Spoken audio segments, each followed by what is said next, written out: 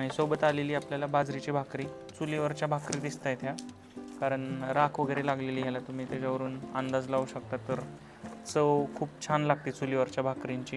हे ना म्हणजे आपण जसं खोबरं खातो ना तसं टाईप म्हणजे बघा असं मस्त मस्त निघतो, त्याच्यामध्ये काटे वगैरे येत नाही.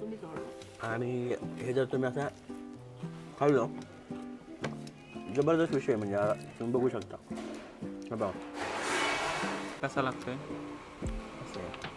मस्त आहे. कसं रस्सा असेल ना तर तो पिला पाहिजे आधी. माझ्या तोंडाला खूप पाणी सुटलं.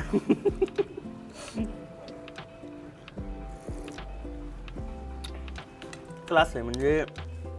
नमस्कार मित्रांनो, स्वागत आहे तुमचं शोध चवीचा या चॅनलमध्ये.